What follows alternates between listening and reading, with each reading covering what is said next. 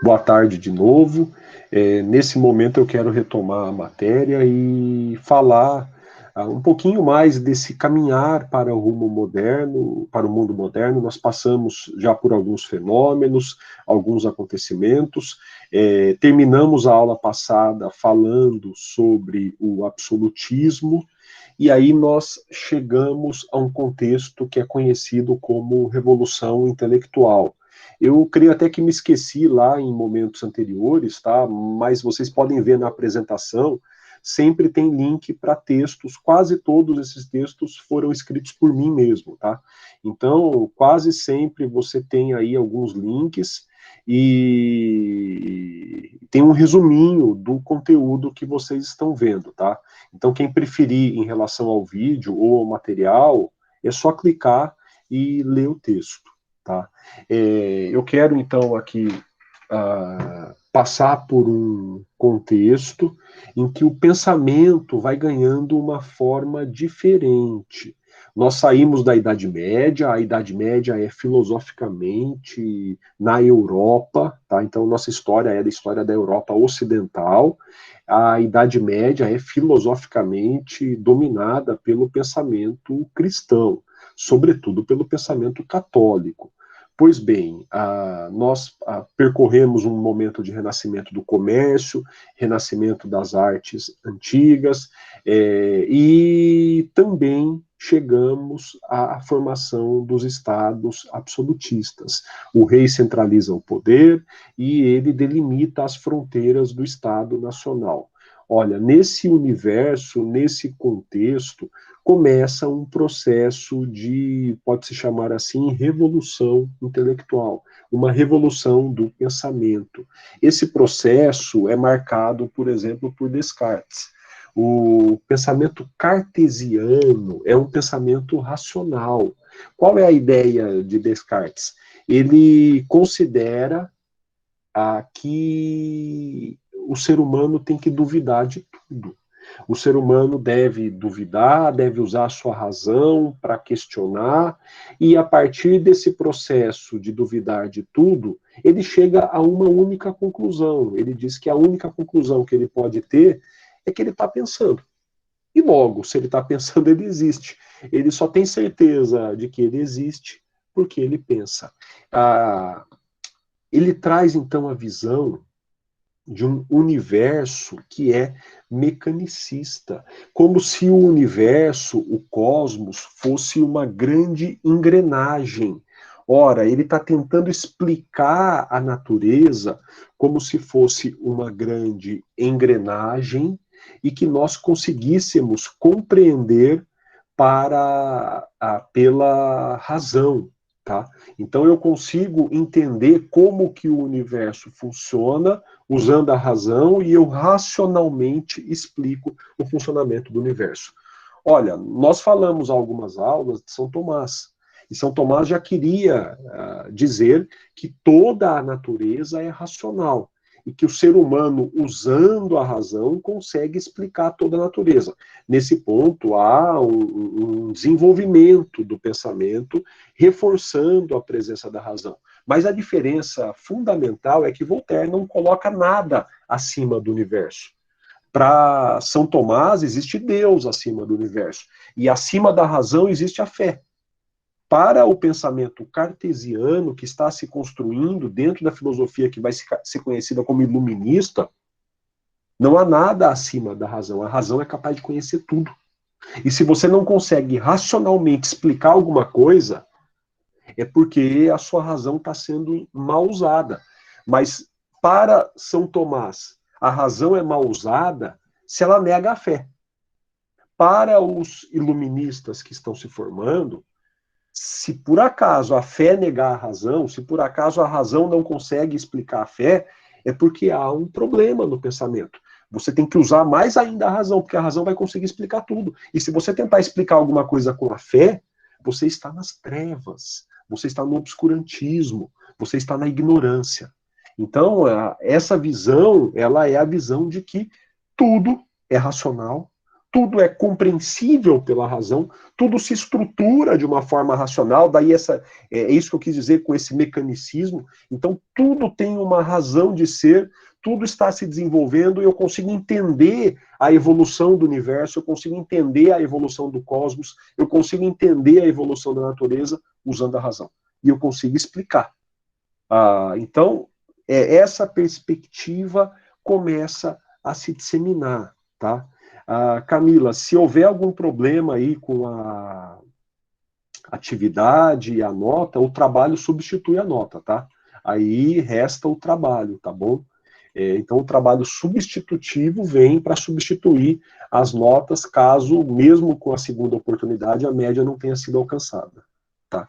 Mas, seguindo aqui, imagine, que é isso? Seguindo aqui na exposição, né? Então, nós estamos indo para um mundo, ou para uma forma de pensar que coloca a razão como universal. Essa corrente filosófica que está se criando nesse momento vai ficar conhecida como iluminismo. E tal qual eu disse para vocês, existe um guia para a verdade, existe um método para você chegar à verdade. E a razão é esse guia, a razão é esse método. Você vai ter que usar a razão para entender todas as coisas. Olha, quem são, vamos dizer assim, os inimigos da razão?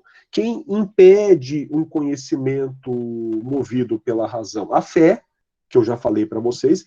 Então, nós temos uma razão que tem que ser maior do que a fé e maior do que os sentidos.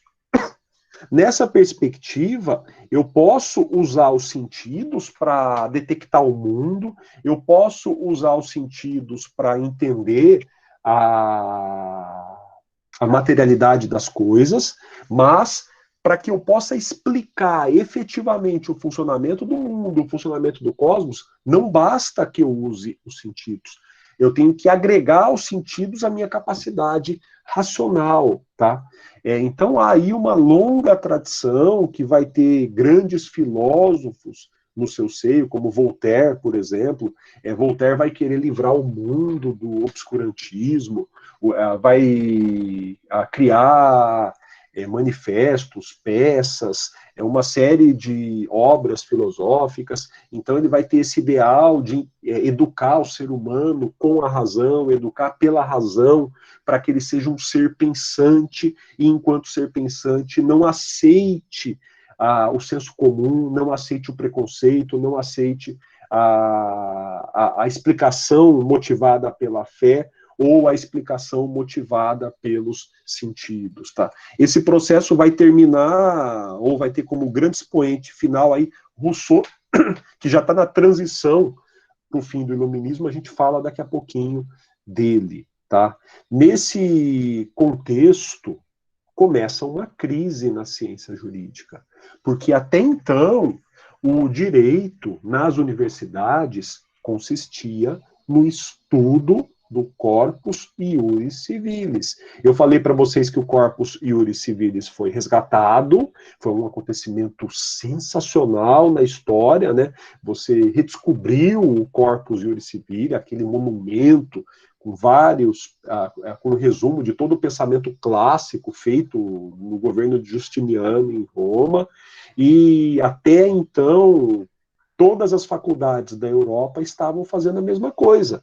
Quando você ia estudar direito, você estudava o corpus. O professor lia o corpus. Todo mundo ia para a faculdade para estudar o corpus. Mas, pessoal, imagine, 200, 300 anos fazendo isso, chega um momento que vai perder o sentido. Nós já estamos estudando há tanto tempo o corpus que a própria ciência está se desenvolvendo e novas coisas estão surgindo, novas formas de pensamento estão surgindo. Daí nós temos os cultos ou humanistas que vão aparecer nas faculdades da França e da Holanda, nós temos os usos modernos Pandectarum na Alemanha, e nós temos os civilistas que vão aparecer no sul da Europa, na Itália, na Península Ibérica e no sul da França. O que os cultos vão dizer? O que os humanistas vão dizer? Que o direito romano, ele está muito longe no passado. Ele perdeu interesse. Então, assim, ou ele tem um interesse histórico. Eu vou estudar o direito romano para tentar entender como que era em Roma, mas no presente esse direito não é muito útil. E os humanistas, os cultos, vão começar a tentar usar aquilo que está acontecendo em paralelo na filosofia, que é a razão. Eles vão tentar usar a razão para explicar o direito, para sistematizar o direito. É um primeiro processo aí de tentar construir um pensamento jurídico não mais derivado do direito romano, mas derivado da razão. Em paralelo, a Alemanha não existia ainda, mas o território que hoje é a Alemanha estava dividido em reinos, e naquele território germânico, naquele território da Alemanha, desenvolve-se a ideia do usus modernos pandectarum.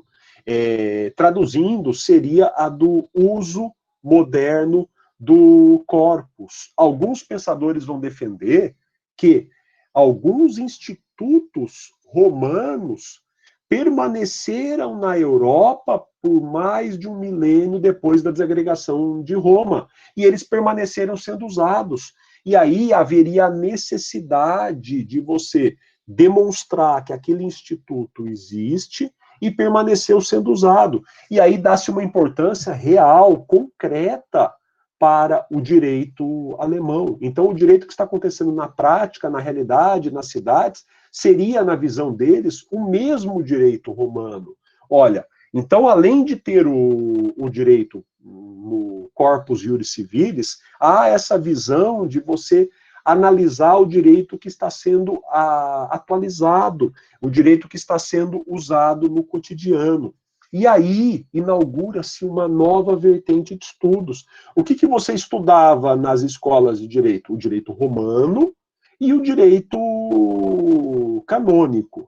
O que os cultos ou humanistas estão estudando? Direito romano, direito canônico, e eles começam a tentar criar um ramo que seria o direito racional, usar a razão para entender o direito.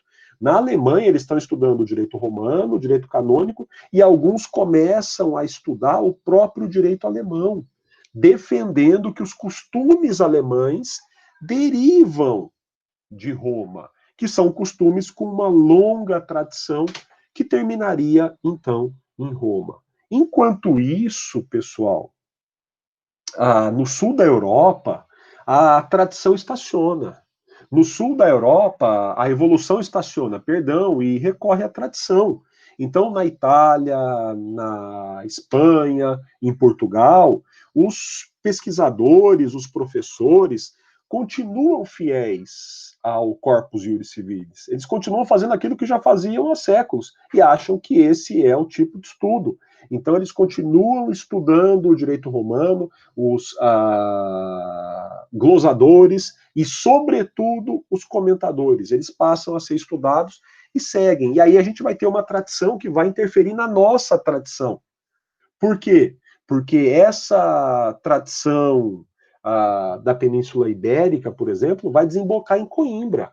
E Coimbra é a escola de direito que vai inspirar a criação dos cursos jurídicos no Brasil. Então, inicialmente, os brasileiros iam estudar em Coimbra, primeiro, né, enquanto não havia faculdades de direito aqui no Brasil. Depois, a partir de 1827, quando o Brasil já é independente, as faculdades de direito são criadas no Brasil, o modelo que inspira essas faculdades é fundamentalmente o modelo coimbrão, como diriam na época. Então, é o modelo de Coimbra. E Coimbra é uma escola altamente tradicional, que está estudando ainda o corpus, mesmo séculos depois do renascimento do direito romano. Bom, dito isso, então a ciência jurídica está em crise, porque já temos vários, já não é mais aquela ideia, não há mais aquela ideia de que toda a Europa está estudando a mesmíssima coisa. Se nós voltarmos um século, a gente vai ver que qualquer universidade na Europa estará estudando direito romano e direito canônico. E é exatamente a mesma coisa. Agora, nós já temos regiões da Europa que estão estudando coisas diferentes. Nós já temos o nascimento de questionamentos àquela autoridade do corpus iuris civilis.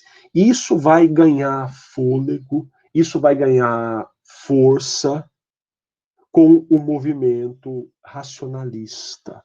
Então, aquele movimento racionalista que começa com os cultos ou os humanistas, vai trazer um fundamento filosófico para o estudo do direito, que é a razão. E aí vai surgir uma escola que vai desenvolver-se e influenciar até os nossos dias, que é a escola do direito natural moderno. Os gregos, nós já vimos na história, né, colocavam a questão do direito natural. Mas essa ideia do direito natural ganha contornos religiosos com São Tomás de Aquino. A lei natural é criada por Deus, deriva da lei divina. E agora, a escola do direito natural moderna vai dizer que nada disso. O direito natural é razão. O direito natural é racional. Então, os adeptos da escola do direito natural querem construir uma teoria fundada na razão. A perspectiva é que o cosmos é racional. Ora, a natureza que está no cosmos é racional. E as regras que regem a natureza inspiram o direito natural. Nesse momento, ocorre uma matematização da filosofia. Por quê? Porque os filósofos vão considerar que a razão mais universal e que explica, em última instância, todas as coisas é a razão matemática. Isso contraria um pouco a perspectiva aristotélica, por exemplo. Para Aristóteles, a razão varia conforme o objeto. Existe a razão da natureza, existe a razão da matemática, existe a razão da sociedade, a razão da biologia. Então, cada tipo de ser tem uma razão própria. O que os iluministas vão trazer é a perspectiva de que a razão universal, a razão de todas as razões, a razão mais alta é matemática. E essa perspectiva vai influenciar os adeptos do direito natural. Então, os adeptos do direito natural vão querer enxergar uma razão universal, uma razão matemática que inspira o direito. E eles vão passar a buscar os princípios universais do direito. Olha, essa escola do direito natural moderna vai defender, então, que todos têm direitos, independentemente do rei. Olha o impacto disso. Na aula passada eu falei do absolutismo, e eu disse que a lei deriva do rei. De repente, os adeptos da escola do direito natural vão defender que qualquer indivíduo, por ser um ser humano, tem direitos que vêm da natureza. Começa um movimento para reconhecer que o governado tem direitos em relação ao governante. Ora, esse movimento vai gerar muito problema em breve, vai inspirar revoluções, vai inspirar proclamações de direitos naturais, de direitos humanos. Então, é a ideia de que acima de qualquer nação, acima de qualquer Estado, está o gênero humano, que é portador de direitos. Esse movimento, a gente vai ver adiante, está na raiz da codificação. Então, eu quero organizar racionalmente o direito. Eu vou dividir o direito em áreas e vou criar um código para cada uma dessas áreas. Então, tudo vai estar organizado racionalmente e todas as regras estariam em código. Esse é o ideal da codificação. Nunca se conseguiu concretizar esse ideal, né? Sempre existem as leis esparsas. Bom, além disso, esse movimento vai levar à formação de um direito que é mais adequado para a sociedade moderna, um direito mais dinâmico, um direito mais atualizado com o seu tempo, e vai terminar de liquidar os arcaísmos, os direitos antigos, os direitos fragmentados, a multiplicidade dos costumes, posto que há a perspectiva que todo o direito deriva dos mesmos princípios que são racionais. Então eu não posso ter aquela série de direitos fragmentados, diferentes, derivados dos costumes. Porque, em última instância, existe uma noção de ser humano, e dessa noção de ser humano eu extraio todos os princípios fundamentais e todo o direito. A escola do direito natural, então, está contribuindo com a sistematização do direito. O que eu disse para vocês, pessoal, foi que na Idade Média prevaleceu aquela visão cristã.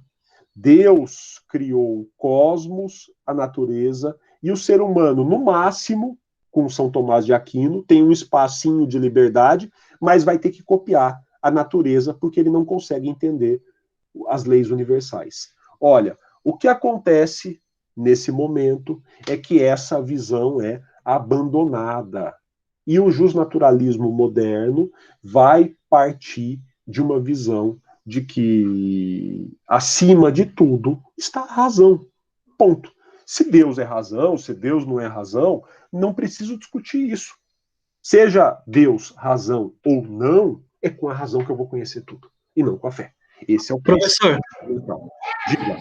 no caso seria a escolástica? Não, a escolástica, ela está para trás. A escolástica é um movimento que vai estar na raiz da formação das escolas, há um processo dialético de aquisição do conhecimento, e ela está um pouquinho para trás, ainda que na raiz das universidades, na raiz do mundo moderno, tá?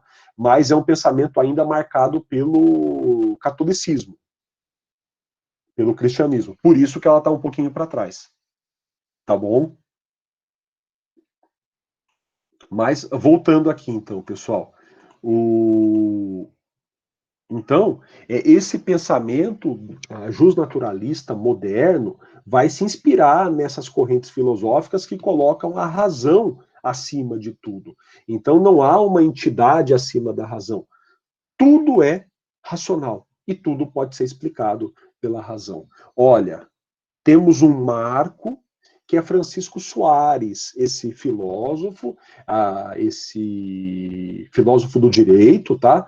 Ele viveu no século XVI para o XVII, 1548 para 1617, e ele afirma que eu posso partir de princípios universais e, usando a razão, deduzir todas as regras do direito. Então, vamos imaginar quais seriam esses princípios universais? A igualdade, a liberdade, de repente a própria fraternidade, mas haveria um conjunto pequeno de princípios fundamentais. E a partir desses princípios, eu vou deduzir todas as regras do direito. Tá? Essa é a perspectiva. Então, é uma noção de que eu posso racionalmente construir todo o sistema jurídico. E como eu falei para vocês, tá, a inspiração disso é a de uma racionalidade matemática. A ideia é a de que a razão superior é uma razão matemática no sentido aí geométrico do termo. Olha, por exemplo, na visão aristotélica, o que é essa razão geométrica? Aristóteles diz que a razão geométrica só serve, ou matemática, só serve para matemática. Isso é para Aristóteles. O que os iluministas estão dizendo, o que os filósofos modernos estão dizendo, é que eu posso explicar tudo a partir dessa razão matemática.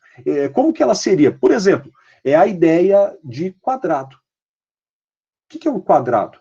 Olha, quando eu explico o quadrado, eu teria usado a razão geométrica, a razão matemática. Quadrado é o quê? Ele é forma pura. Quadrado é só forma. A ideia de quadrado não envolve matéria, então conteúdo, não há um conteúdo, não há uma matéria, e não envolve transformação. A razão matemática limita-se a explicar a forma. Então eu trago para vocês a noção de quadrado. Vocês começam a olhar para o mundo e vão ver muitos quadrados. Por quê? Qual é o princípio? 4 lados iguais. Qual é o princípio? 4 lados iguais, logo 4 ângulos iguais. Quando você consegue explicar fundamentalmente o que é o quadrado, usando a razão, e começa a enxergar quadrado em todas as coisas, é como se o quadrado fosse o princípio. É como se o quadrado fosse a ideia matriz. O que os filósofos dizem? Essas ideias, como o que é o quadrado, o que é o círculo, o que é o triângulo, existem para tudo. Então eu também tenho que buscar o quadrado do ser humano. Quer dizer, qual é a essência do ser humano? O que é a forma do ser humano? Só para vocês terem uma contraposição, o que o Aristóteles vai dizer? Ele vai dizer que essa razão só serve para geometria. Já explicitei isso. Eu não posso usar essa razão para explicar a natureza. Por quê? Porque Aristóteles diz, é uma sabedoria incrível, né, Aristóteles? Porque Aristóteles diz, a natureza não é só forma. A natureza é forma, matéria e transformação. Então a natureza está em constante evolução. As coisas estão se transformando na natureza. Eu vou explicar um grão de feijão. Tá, qual é a forma do grão do feijão? Espera aí, pessoal. Se eu falar qual é a forma do grão de feijão, como é que eu vou explicar o pé de feijão? A natureza está em transformação. Então Aristóteles diz, uma razão que explique a natureza não pode se limitar à forma.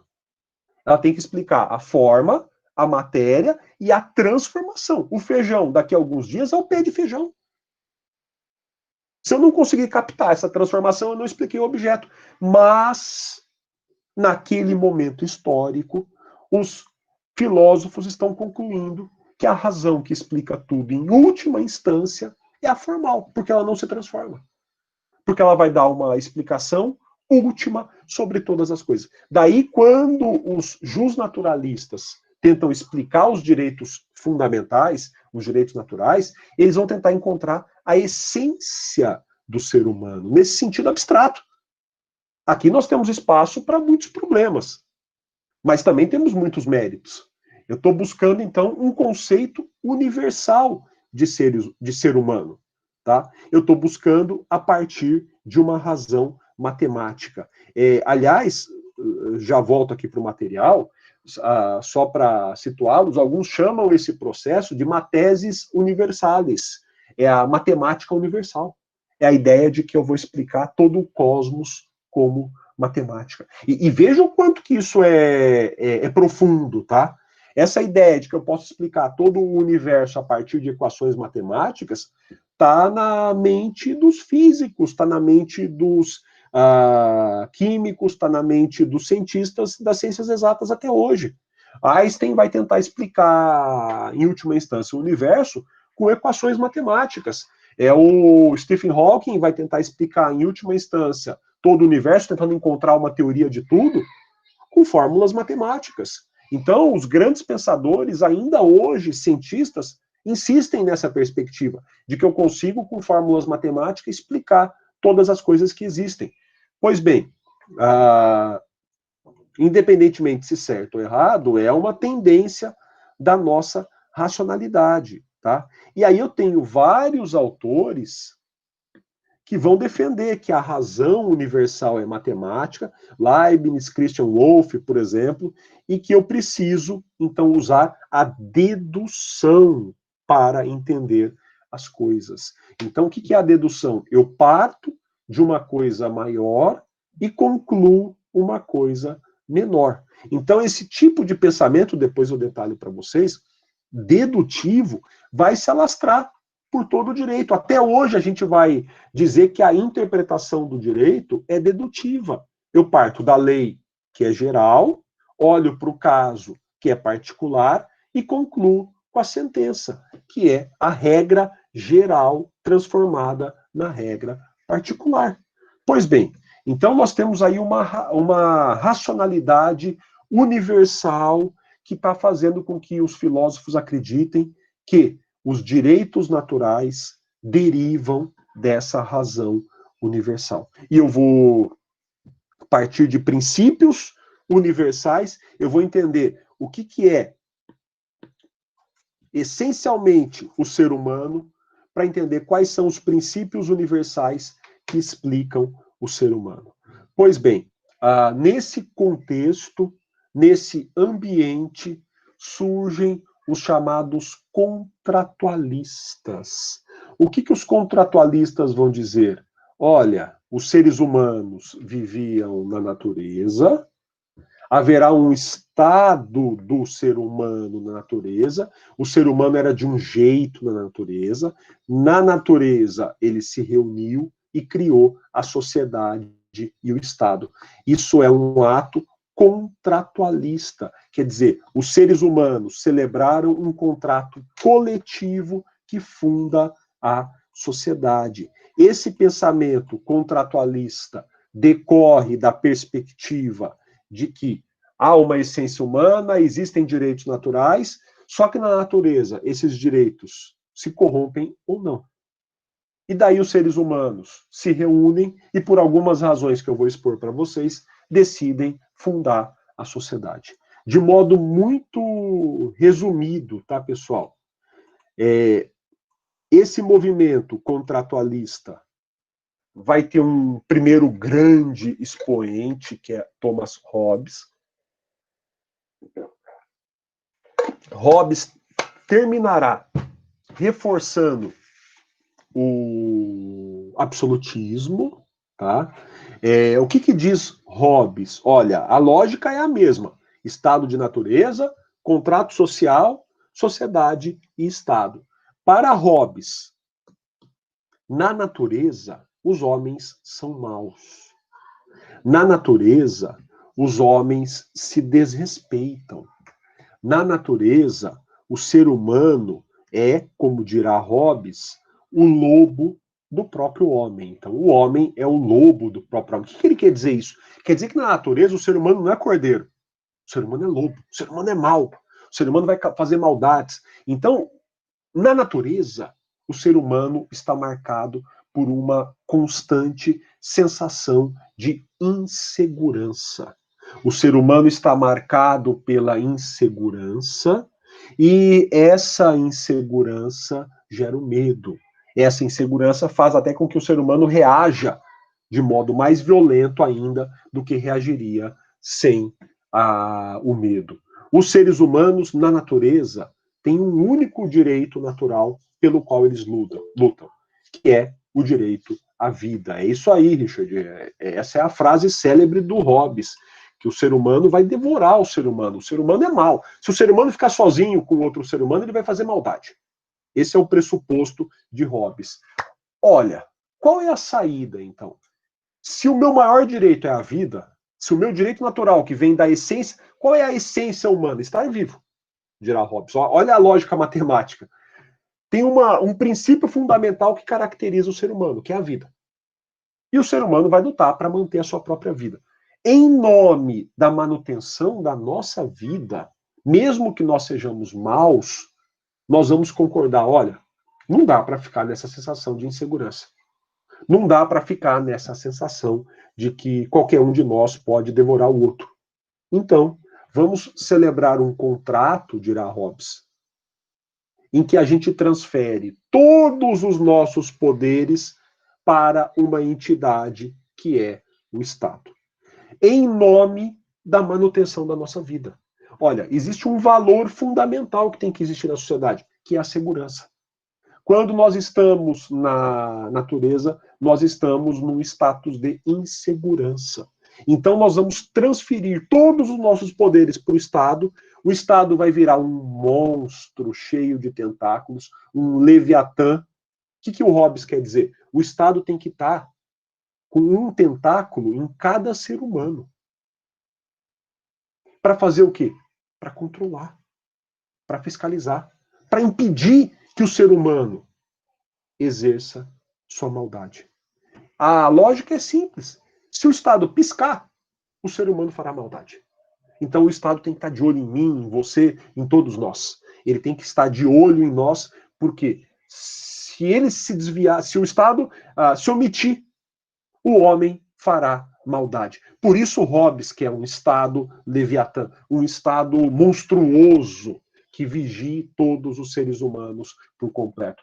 Poxa, e para que isso? Para que a gente sobreviva. Olha que desgraça. Nós precisamos disso, precisamos desse mundo que nos fiscalize o tempo inteiro, senão outro ser humano aparecerá e fará uma maldade comigo. Então, em nome da segurança, nós abrimos mão dos nossos direitos, nós abrimos mão de tudo, menos do direito à vida, tá? Então, essa é a estrutura do pensamento de Hobbes, tá? Na natureza, o homem é mau, o homem é inseguro, ele tem um direito que está sendo potencialmente desrespeitado, que é o direito à vida. O ser humano transfere todos os seus poderes para o Estado, para que o Estado transmita uma sociedade de segurança, transmita segurança, conceda a segurança e monitore cada um dos seres humanos. Bom, avançando um pouquinho no tempo, vocês vão ver a diferença, existe o John Locke. Então, o John Locke, ele nasceu um pouquinho depois do que Hobbes, morreu também um pouquinho depois do que o Hobbes, então a gente avançou um pouquinho no tempo. O Locke é um racionalista, o Locke é um justnaturalista, e ele tem uma visão um pouquinho menos pessimista do que o Hobbes. Para o Locke, na natureza, os homens são bons. Porém, de vez em quando, os seres humanos, sei lá, surtam. De vez em quando, eles fazem alguma besteira. Normalmente, como é que é o ser humano em natureza? Bom, existem direitos naturais que são respeitados. O ser humano na natureza, normalmente, respeita a propriedade, respeita a liberdade, respeita a igualdade, é tolerante, normalmente, mas nem sempre. E a diferença do quase sempre para o sempre pode causar muito estrago. Os seres humanos estão na natureza, vai indo tudo bem, de repente vem um surto e aparece uma guerra. Ou, como eu costumo brincar, para o Hobbes, o homem é o lobo do homem. Para o Locke, o homem virou o lobisomem. Enquanto não tem lua cheia, ele é perfeito. Respeitoso, correto, bom. Mas quando aparece a lua cheia, saia de perto. Porque aí todo mundo vira lobisomem. E aí toda a sociedade pode se perder. Qual é a ideia, a questão de Locke? Os seres humanos não podem correr esse risco. Os seres humanos não podem correr o risco de que eventualmente apareça um ato de maldade que ponha tudo a perder. Então, para evitar isso, os seres humanos se reúnem e falam: ó, gente, nós somos bons a maior parte do tempo, mas não todo o tempo. Vamos transferir alguns de nossos poderes, olha a diferença. Vamos transferir alguns de nossos poderes para o Estado, mas vamos conservar os direitos naturais. Nenhum Estado pode violar os nossos direitos naturais. Para Hobbes só tem um direito natural, que é a vida. Para Locke, não. Na natureza aparece a liberdade, a igualdade, claro que é a vida, e o Estado que vai ser criado vai impedir esses surtos de maldade dos seres humanos, porém, sem desrespeitar os direitos naturais. Essa diferença é fundamental. Veja que, como eles partiram de pressupostos distintos, Locke considera que já há direitos humanos respeitados na natureza. Tá? Então, mesmo quando o Estado é criado, os seres humanos conservam direitos naturais. E aí, o papel do Estado é aperfeiçoar a natureza, tá? Nunca piorar. O Estado não pode suprimir direitos naturais. Ele pode reconhecer novos direitos, mas não suprimir direitos naturais. Uma questão bem legal que o Locke coloca é a questão da resistência. Se o Estado desrespeita direitos naturais, eu posso resistir a ele? Olha, essa questão surge do pensamento de Locke. Se o Estado deveria conservar os direitos naturais, deveria respeitar os direitos naturais, mas começa a desrespeitá-los, será que eu tenho que continuar obedecendo ao Estado? Porque eu não transferi esse poder para o Estado. Será que o Estado não se tornou um Estado autoritário? Esse tipo de reflexão, essa ideia do direito à resistência, deriva diretamente do pensamento de Locke. Tá? E aí, pessoal, nós avançamos mais um pouquinho no tempo E aí nós chegamos a Rousseau, tá? Rousseau já é século XVIII, tá? Ele nasce e morre no século XVIII. Qual é a diferença de Rousseau para os outros? Rousseau é fora da curva, por uma razão simples. Para Rousseau, os homens nascem absolutamente bons. Na natureza, o ser humano é o bom selvagem, como ele diz. O ser humano é perfeito, respeitoso, humilde, compreensivo. Então, na natureza, o ser humano é da melhor espécie possível. Só que há uma característica do ser humano que é a busca da perfeição ainda maior. Mesmo sendo bom, mesmo sendo honesto, mesmo respeitando o próximo, o ser humano busca se aprimorar, busca se aperfeiçoar. E, é claro, comete erros. E vai dizer Rousseau, um desses erros será crucial e vai pôr tudo a perder. Num determinado momento, diz Rousseau, na origem das desigualdades entre os homens, num dado momento, alguém vai pegar um pedaço de pau, vai riscar a terra e vai dizer: esse pedaço de terra é meu. Quando alguém fizer isso, estará criando a propriedade privada. E dirá Rousseau: a propriedade privada é a origem da desigualdade entre os homens. E a partir desse momento será criado um Estado a partir da desigualdade. Tudo começa errado, dirá Rousseau. A civilização começa errado. A civilização é fundada na injustiça. A civilização é fundada no erro. A civilização é fundada na desigualdade. E Rousseau, contrariando os outros, dirá que a história da humanidade é a história da decadência. O ser humano sai de um estado de natureza perfeito e despenca numa civilização que só tem por finalidade perpetuar as desigualdades. É sensacional. Aí, claro, vocês já podem imaginar que o pensamento de Rousseau não é mais absolutista como o de Hobbes, mas é revolucionário. O pensamento de Rousseau é um pensamento revolucionário que vai inspirar a Revolução Francesa. Nada mais, nada menos do que isso. Veja, então, o Rousseau considera que na natureza o homem é bom, porém ele comete um erro, que é criar a propriedade privada. Há direitos naturais na natureza, esse erro leva à criação da sociedade, leva à criação do Estado, o homem abandona a natureza e vai viver num reino perpétuo de desigualdade e de decadência. O que dirá Rousseau? Olha, infelizmente não dá mais para voltar. Não dá para voltar na natureza. E aí Rousseau dirá, no contrato social, temos que refundar a sociedade. Nós precisamos refundar a sociedade a partir de outras bases que não sejam desiguais. Então nós temos que criar uma nova sociedade que permita aos seres humanos viver em condições de igualdade, tá? Olha, é impressionante, Francisco, aí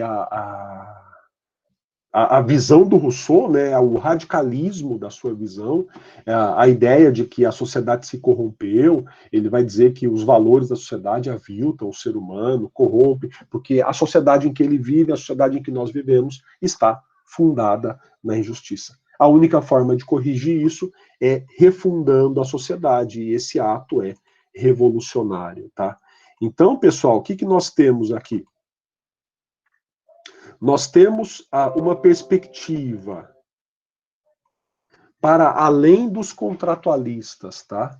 De que existe um direito natural que deriva da essência humana. Eu vou usar um tipo de racionalidade, um tipo de método de pensamento que é a dedução. Eu vou deduzir dos princípios universais as leis que têm que ser criadas pelo Estado.